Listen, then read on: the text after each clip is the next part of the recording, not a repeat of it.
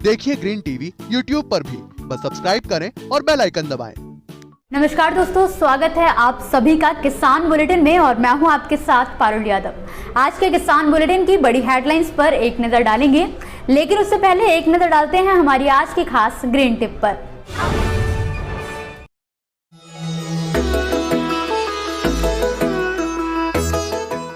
तो सबसे बड़ी बात यह है कि इसमें पत्तियां बहुत होती हैं और ये जो है झाड़ी नुमा होता है। और दूसरे इसकी जड़ें बहुत गहरी होती हैं जो नीचे से नमी को लेती रहती हैं, इसलिए इसको ड्राउट रेजिस्टेंस जो है कहा गया है। इसके लिए ठंडी जो है जलवायु चाहिए, जिसको शीतोष्ण जलवायु कहते हैं।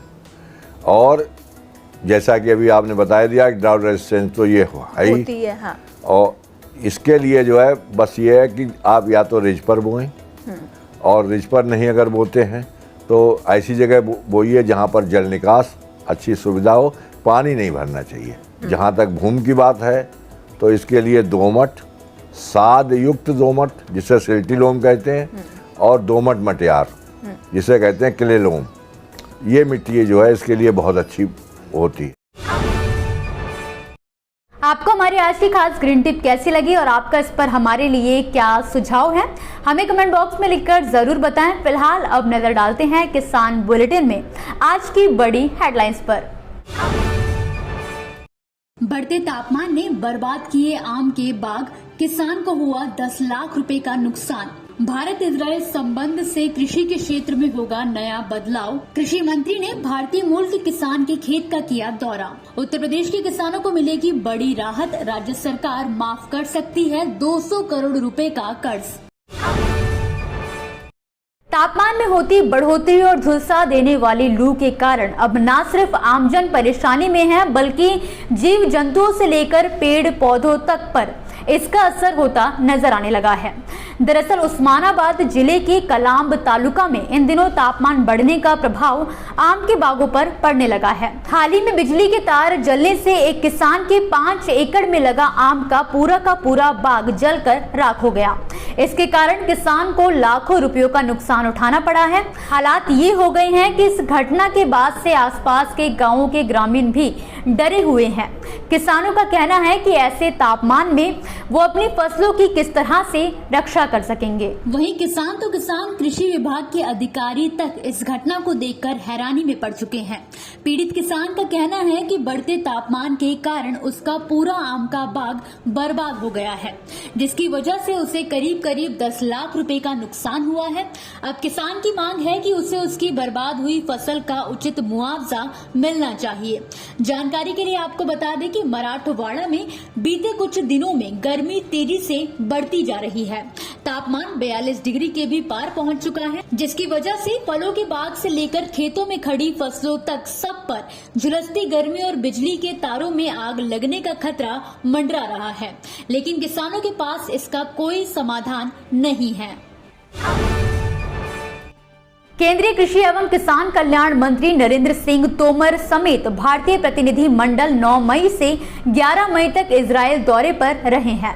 इस बीच बीते दिन उन्होंने इजराइल प्रवास के दौरान वहां कृषि अनुसंधान संगठन यानी कि ARO, इजराइल कृषि और ग्रामीण विकास मंत्रालय के वोल्कानी इंस्टीट्यूट का भी दौरा किया। इसी के साथ केंद्रीय कृषि मंत्री नरेंद्र सिंह तोमर के नेतृत्व में भारतीय प्रतिनिधि मंडल ने आधुनिक कृषि प्रौद्योगिकियों से संबंधित विभिन्न मुद्दों पर भारतीय पोस्ट डॉक्टरेट अध्येता और ARO वोल्कानी केंद्र के विशेषज्ञों के साथ बातचीत भी की। बुधवार को जारी बयान में कहा गया है कि विचार विमर्श के मुद्दों में संरक्षित वातावरण में फसल की खेती, मीठे पानी में मछली पालन, उन्नत पौध संरक्षण तकनीक, सटीक कृषि, सुदूर संवेदी और कटाई बाद के विज्ञान और प्रौद्योगिकी जैसे विषय शामिल हैं।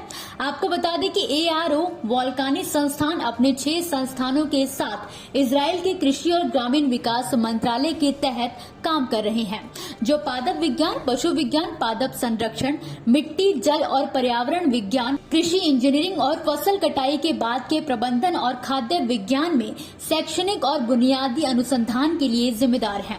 इसके अलावा कृषि फसलों के लिए इजराइल का जीन बैंक भी ARO वोल्कानी केंद्र परिसर में स्थित है। आपको बता दें कि कृषि मंत्री ने अपने 3 दिवसीय दौरे के दौरान प्रतिनिधि मंडल के साथ तेल अवीव से दूर रेगिस्तानी बुटीक फार्म BR मिल्का का दौरा किया, जिसका स्वामित्व नेगेव रेगिस्तानी क्षेत्र के भारतीय मूल के किसान शेरोन चेरी के पास है।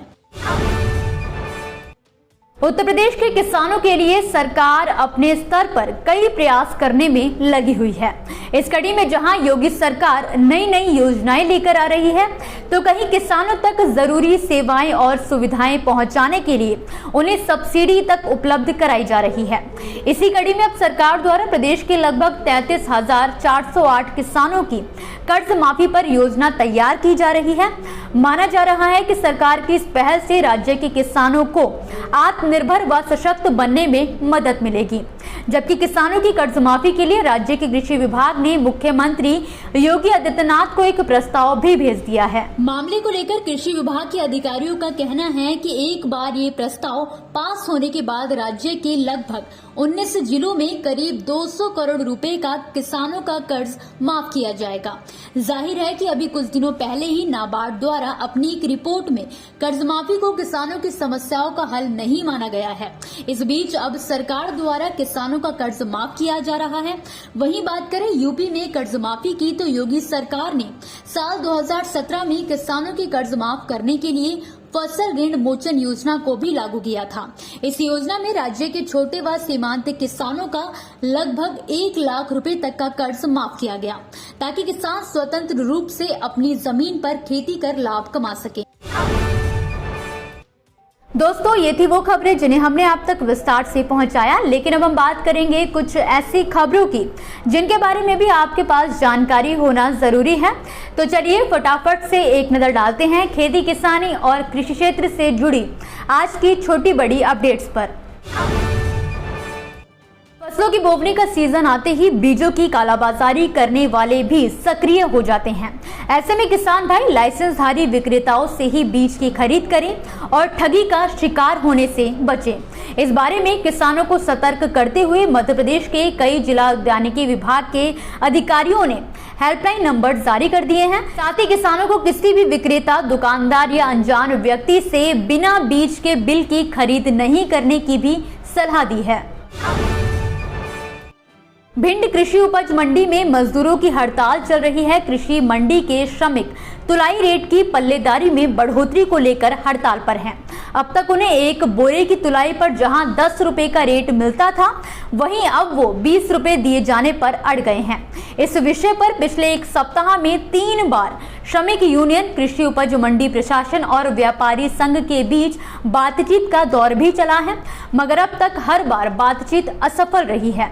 इस वजह से फसल बेचने आ रहे किसानों को भी खासी परेशानी का सामना करना पड़ रहा है।